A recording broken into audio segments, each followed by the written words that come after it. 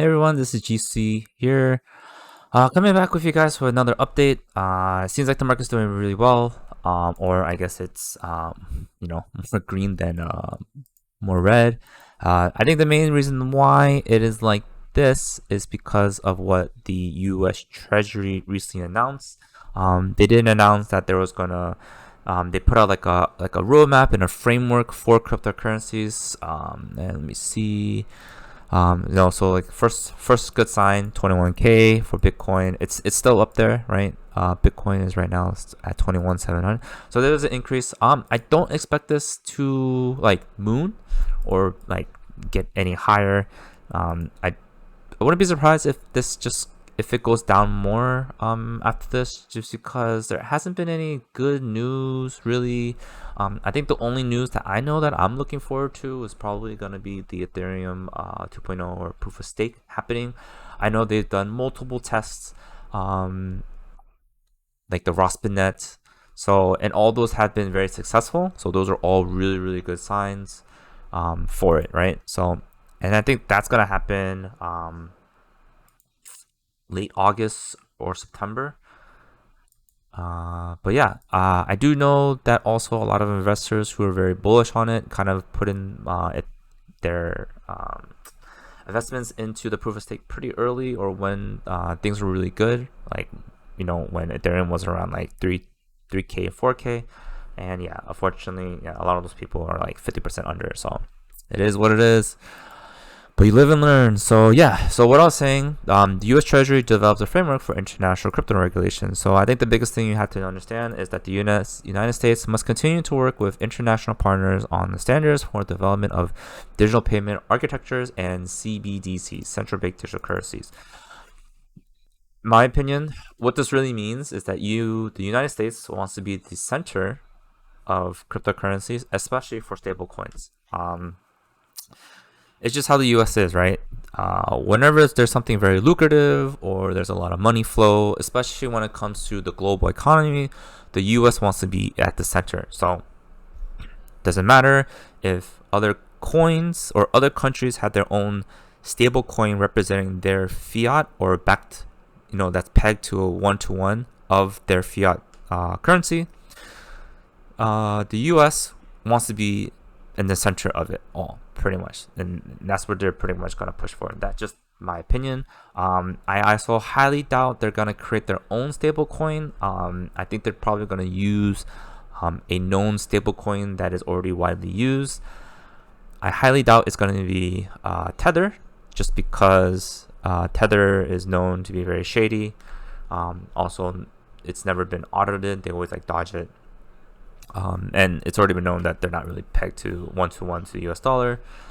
The other ones that are known, I mean, it's obviously gonna be Terra Luna's. I'm pretty confident it will probably be USDC, which is Coinbase's stablecoin. I think that one is the most likely, just because Coinbase is a publicly traded US company. Coinbase also, bends the knee, as well as works very closely with the U.S. government, just because Coinbase is pretty much the forefront when it comes to cryptocurrencies, especially in the U.S. There are other companies like FTX and Binance US, but Binance US is a subsidiary of a more global cryptocurrency exchange of Binance, and there's been some regulations with Binance, especially globally as well. So it's very unlikely, but I think Coinbase USDC probably be it.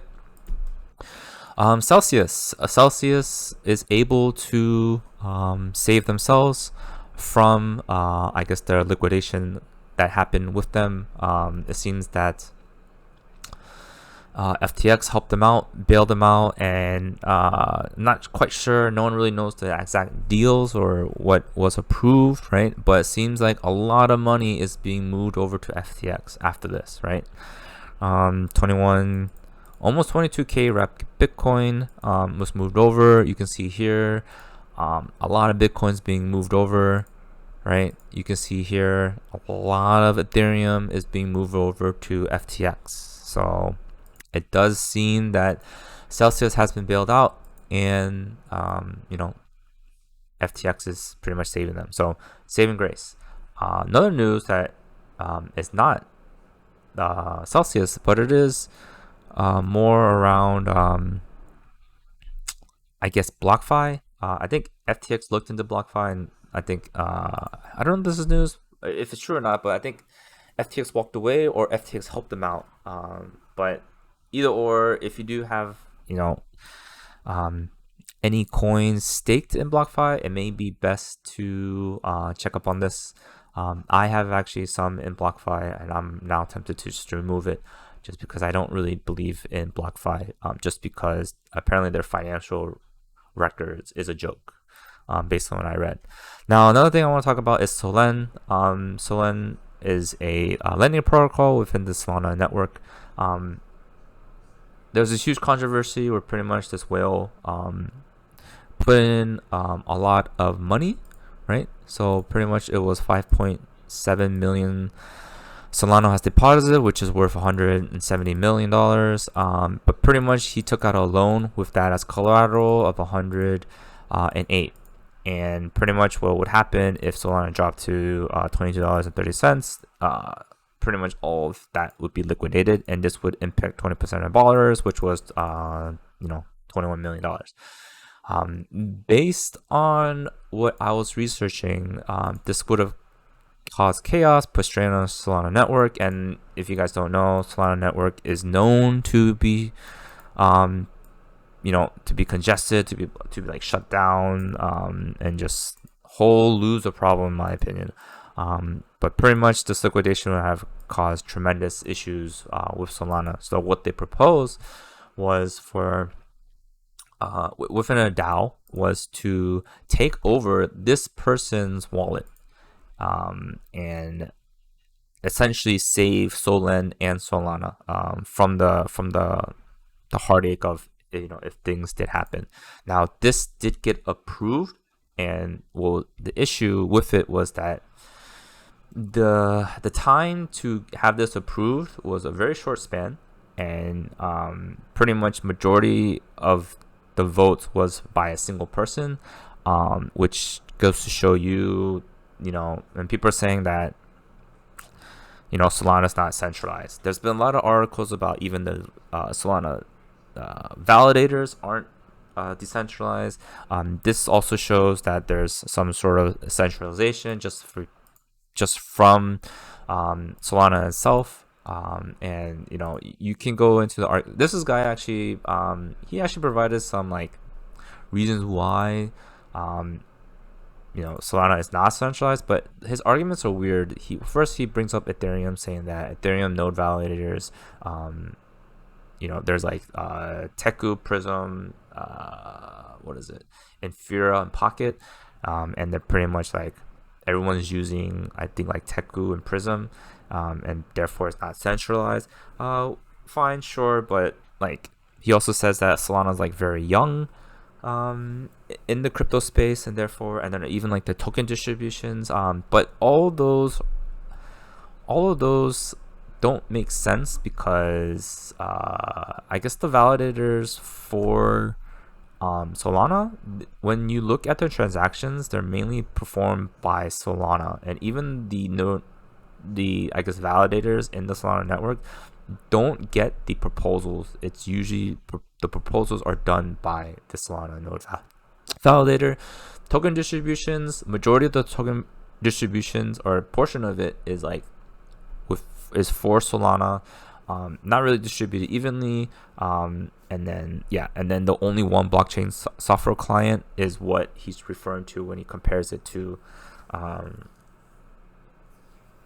Ethereum node validators. But I mean, that's just the choice of the node validators within Ethereum network.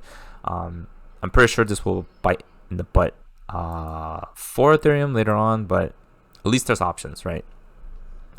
Now with Solana, another big argument with Solana is like, Solana's NFTs are like booming, which is true in a sense, just because I do think Solana has advantages, right? Transactions per second per block of the blockchains, Solana is definitely faster. Gas fees compared to Ethereum layer 1 is definitely a lot cheaper. and therefore, buying NFTs within Solana network is very good. But here's my counter argument. If you look at the trading volumes of the NFT marketplace within Solana, it is pretty low. This is just within days. This is in 7 days. This is in 30 days, right? I think this gives you a good grasp of just how it is, especially in a bear market. I'm not gonna press all just because if you compare this to Ethereum, it doesn't come close, right? So, like look at Ethereum, almost $1 billion, just went OpenSea, and you have 96 mil, and 5 mil, right? So it's pretty abysmal compared to Ethereum. I do wish Solana does well, but I think these arguments about I guess Solana NFTs versus Ethereum NFTs. I don't know. It's really up to you. I mean, I personally don't know a lot of well-known Solana NFTs, but I can tell you, I know very well the NFT market. Artists and companies and coins, right, within the NFT space on the Ethereum, right? You got CryptoPunks, you got Bored Ape Yacht Clubs, you got Cool Cats, you got there's a bunch, right? And they're still selling for absurd amounts. Granted, the market has gone lower, but it's still there. So just keep that in mind. Solana still has, a decent following and people who believe in it. Very true, very good. So wouldn't be surprised if Solana does continue to stay. However, if another issue like this happens again, where centralization pretty much takes over, as well as these continuous network congestions or blocks within the Solana network, I wouldn't be surprised if Solana gets dusted.